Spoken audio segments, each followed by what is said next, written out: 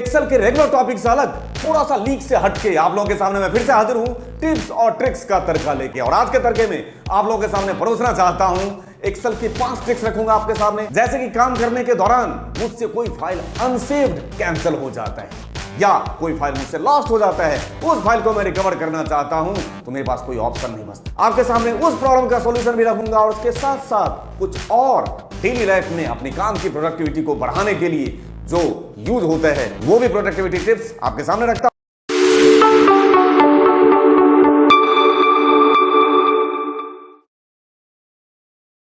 सबसे पहले मैं आप लोगों के सामने एक ऑप्टिमाइज्ड सॉल्यूशन रखता हूं और उस पहले ट्रिक से आप लोगों का स्वागत करता हूं, जिसमें अगर आप लोगों को पूछा जाए we look up to the left, आपके पास सॉल्यूशन है। H look up to the top, ये भी सॉल्यूशन है। आप उसमें चूज फंक्शन का सहारा लेके ये अचीव कर सकते हैं। मैं आप लोगों के सामने H look up to the top का सॉल्यूशन रख रहा हूं जो मैं ऑलरेडी करा चुका हूं, उसको और ऑप्टिमाइज्ड अंदाज में रख रहा हूं। ठीक है, तो अगर मुझे इस डेटा सेट के बेस पे ये जो यहां पे कैटेगरी लिखा हुआ है इसके बेस पे मुझे अगर रेवेन्यू लेकर आना है तो आपको एच लुकअप पास करने के साथ साथ ही, चूंकि चूज में अगर आप पास करेंगे 1,2 एरे तो वो होता है वर्टिकल, लेकिन आपका टेबल है हॉरिजॉन्टल, तो आपको उसको ट्रांसपोज करना होगा हर एक टेबल एरे के बाहर। जैसे कि ये रहा एग्जांपल जो मैं ऑलरेडी आपको करा चुका हूं, देख लीजिए। अगर आपसे ये प्रॉब्लम पूछा जाए H look up to the top तो आप यही सॉल्यूशन करोगे, आपको हर जगह ट्रांसपोज लगाना होगा। लेकिन अगर मैं इस ट्रांसपोज को रिप्लेस करना चाहूं तो मैं चाहता हूं ट्रांसपोज मुझे लगाने की जरूरत नहीं पड़े, तो एक छोटा सा काम करते हैं। मैं सारे ट्रांसपोज को हटा दूं, पहले हटा के देखते हैं क्या ये आउटपुट लेके आता है। नहीं ला रहा होगा तभी ट्रांसपोज लगाया भी होगा, है ना। तो एक बार मैं सारे ट्रांसपोज को आपके सामने हटा रहा हूं, सिर्फ रेंज ले रहा हूं और इसको बहुत ही ऑप्टिमाइज करने की कोशिश कर रहा हूं। ये देखिए मैंने सारे ट्रांसपोज हटा दिए और एंटर प्रेस कर दिए। NA not available. क्यों NA आया? क्योंकि एक होगा डेटा वर्टिकल और दूसरा हॉरिजॉन्टल की रिक्वायरमेंट आ रही है, नहीं चलेगा। ऐसे सिचुएशन में उस फंक्शन को और ऑप्टिमाइज करते हुए अगर मैं चूज फंक्शन में ही एंड ऑफ स्टेटमेंट लगा दूं तो आपका काम आसान हो जाएगा। यहां देखिए, यहां मैं यूज करने जा रहा हूं semi colon end of statement. जैसे अगर एक रो में रहेगा तो ये नीचे वाले रो में आ जाएगा। अगर मैं ये काम यहीं कर दूं तो उस ट्रांसपोज को करने की हमें जरूरत है? आंसर है नहीं है, और मेरे हिसाब से आउटपुट आ जाना चाहिए। सही है, पहले से ज्यादा और बेहतरीन ऑप्टिमाइज्ड अप्रोच आपके सामने है। अब चलते हैं नेक्स्ट ट्रिक। मान के चलते मैं बहुत ही इंपॉर्टेंट फाइल पे काम कर रहा था और काम करने के दौरान एक्सीडेंटली मुझसे वो फाइल क्लोज हो गया। अनसेव्ड डेटा की बात कर रहा हूं। ऐसे सिचुएशन में बहुत आफत होती है ना। उसी आफत को कम करने के लिए मैं एक सॉल्यूशन बता रहा हूं। क्या करना चाहता हूं मैं रिकवर करना चाहता हूं अनसेव्ड या लॉस्ट फाइल को। तो आपको करना क्या है, अगर कभी भी फाइल अनसेव्ड या लॉस्ट की बात करूं, कहीं ना कहीं मेमोरी में तो जरूर होगा, उस मेमोरी से उठा लेते हैं। आपने गौर किया होगा जब भी आप फाइल पे काम कर रहे होंगे फाइल बीच बीच में ऑटो सेव होता रहता है। इसका जो डिफॉल्ट टाइमिंग होता है वो होता है 10 मिनट। उसको आप आगे पीछे कम कर सकते हो, ज्यादा कर सकते हो, 1 मिनट 2 मिनट 4 मिनट लगा सकते हो। और साथ के साथ वो जो फाइल ऑटो सेव कर रहा होता है, क्योंकि आपने तो फाइल को सेव नहीं किया है बट वो ऑटो सेव हो रहा है, दैट मींस कहीं ना कहीं वो सेव कर रहा होगा, किसी न किसी फोल्डर के अंदर जाके उस फाइल को रख रहा होगा। अगर हम उसी फोल्डर पर पहुंच जाए तो ये पहुंचाता होगा आप लोगों को। फाइल में चले जाइए, अब चले जाइए ऑप्शंस और यहां पे ऑप्शन है आपके पास सेव। इस सेव पे क्लिक कीजिए और यहां देखिए मैं यही बताने की कोशिश कर रहा था, save auto recover information every after 10 minute. ये बाय डिफॉल्ट लगा रहता है। अगर आप फाइल सेव नहीं भी करते हैं तब भी ये ऑटोमेटिकली 10-10 मिनट पे सेव करता रहता है फाइल को। कहां पे? यहां पे ये देखिए ऑटो रिकवर फाइल लोकेशन, वो यहां रखा हुआ है। ठीक है, इस लोकेशन पे इस एक्सेल फोल्डर के अंदर जाके फाइल को वो सेव करता रहता है। अगर आप नहीं भी सेव करते हैं तो अगर मैं वहीं पहुंच जाऊं तो मेरा जो अनसेव्ड फाइल है, बीच बीच में कई सारे फाइल मुझसे ऐसे ही बंद हो जाते हैं, ठीक है, तो वो फाइल में रिकवर कर सकता हूं, मुझे दोबारा फाइल क्रिएट करने की जरूरत नहीं है। तो आपको करना क्या है, यहां पे अगर आप चाहें तो 1 मिनट लगा सकते हैं, 2 मिनट लगा सकते हैं, ये 2-2 मिनट पे सेव होता रहेगा। अब हम चलते हैं अपने फाइल को ढूंढने। तो इसको मैंने कॉपी कर लिया फाइल को और इसको सर्च कर लेना है। तो यहां पे चले जाते हैं, टाइप सर्च हियर, यहां पे पेस्ट कर दिया, एंटर प्रेस करेंगे, सीधे वहीं लेके जाएगा जिस फोल्डर में वो फाइल रखा होता है। यहां देख लीजिए, मेरे साथ तो कई बार घटनाएं घटती है कि कई सारे फाइल मेरे से अनसेव्ड रह जाता है। जैसे कि कोई फाइल मैं आपको दिखाऊं तो आपका जो फाइल होगा वहां पे वो ऑलरेडी उस नाम का फोल्डर बन चुका होगा जिसके अंदर आपको 2 फाइल दिख रहा होगा, ये आपका मेन और ये उसका अनसेव्ड जो एक्सीडेंटली फाइल मुझसे क्लोज हो गया था। अगर मैं इस पर क्लिक करूं तो जो मेरे पास करंट डेटा है, ओपन करूं इसको, तो मेरे सामने हाजिर हो जाना चाहिए।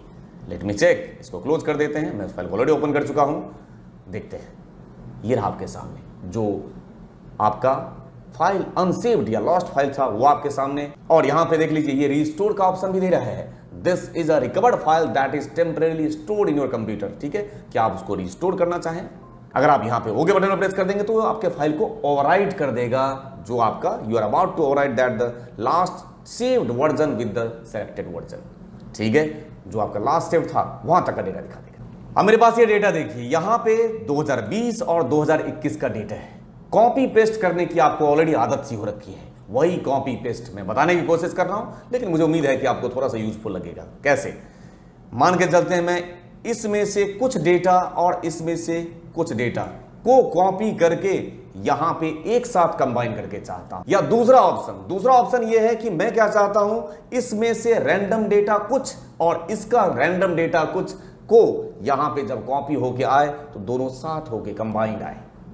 ऐसे सिचुएशन में एक तो आप कॉपी पेस्ट रैंडमली कर सकते हो, उसमें कोई प्रॉब्लम नहीं है, टाइम टेकिंग है। मैं एक दूसरा सॉल्यूशन बताने की कोशिश कर रहा हूं। अब आप क्या कीजिए, पहले सेलेक्ट किया, सेलेक्ट करने के बाद जब भी आप कॉपी करते हो तो आपको एक चीज याद रखना है कि पहले वो डेटा कहीं ना कहीं टेम्परेरी कॉपी करके स्टोर करता होगा ना, तब तो आप जब पेस्ट बोलते हो तो वहां जाकर पेस्ट कर देता है। दैट मींस वो कहीं टेम्परेरी स्टोर होता है। तो मैंने क्या किया, कॉपी कर लिया, ठीक, एक इसको कर लिया कॉपी।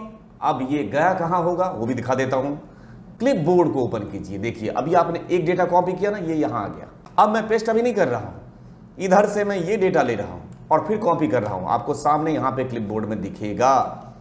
फिर से कॉपी किया, ये देखिए दूसरा आ गया और पेस्ट ऑल यहां पे कर्सर रखता हूं, पेस्ट ऑल, दोनों डेटा कंबाइन करके आपके सामने।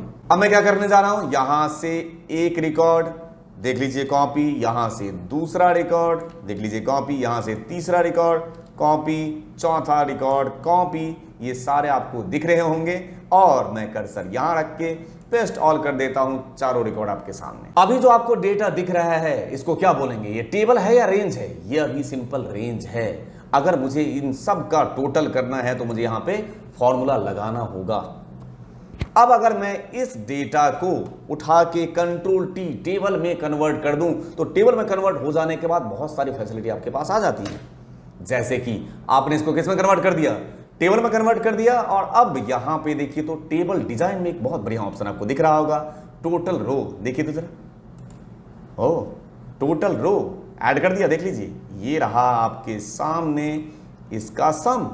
और इसकी एक और खासियत, अगर मैं इसमें से फिल्टर भी कर दूं यहां पे कुछ, तो भी इसको कोई प्रॉब्लम नहीं है। देख लीजिए ये उतने ही फिल्टर्ड डेटा का सम है।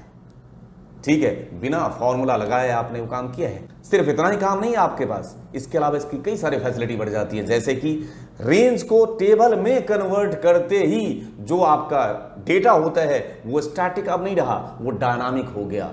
अगर उसको किसी और के साथ एसोसिएट किया जाए, जैसे अगर आप उसमें डेटा वैलिडेशन क्रिएट करें या किसी लिस्ट के साथ उस वैल्यू को पॉपुलेट कराने की कोशिश करें, तो बार बार अगर आप रॉ डेटा में चेंज कर रहे होंगे तो रेंज के केस में अपडेट आपका डेस्टिनेशन डेटा नहीं हो सकता है। लेकिन टेबल के केस में अगर टेबल में अपडेट कर रहे होंगे तो जो आपका डेस्टिनेशन डेटा है वहां पे अपने अपडेट हो रहा होगा। क्या कहते हैं, काम का है ना। तो रेंज को टेबल में कन्वर्ट करके हम लोग बहुत सारे उस टेबल से बेनिफिट उठा सकते हैं। अभी आप लोगों के सामने एक प्रेजेंटेशन व्यू टाइप का दिख रहा होगा, जैसे लग रहा होगा कोई डेटा को प्रेजेंट करना चाह रहा है पीपीटी के थ्रू।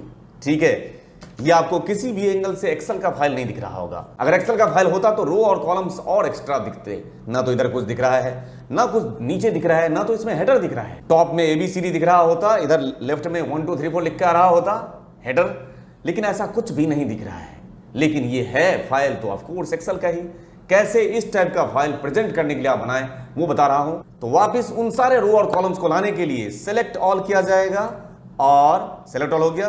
राइट क्लिक करके आप कर सकते हैं यहां से अनहाइड और इधर से राइट क्लिक करके कर सकते हैं अनहाइड। तो रो भी आ गया और कॉलम भी आ गया, आ चुका है वापस। और अब मैंने वो कैसे अप्लाई किया था वो बता दे रहा हूं। कुछ नहीं करना है, इसको इधर सेलेक्ट करके हाइड, ये कॉलम वाला हिस्सा हाइड और इधर से रो वाला हिस्सा हाइड, दोनों को उठा के कर दीजिए हाइड। ये ऐसे आ गया और यहां से मैंने ग्रिड लाइंस ये हटा दिया था और ऐसे आपको एक्सेल भी नहीं दिख रहा था तो मैंने प्रेस किया था ऑल्ट वी और यू, फुल स्क्रीन पे दिखा रहा था ऑल्ट वी और यू।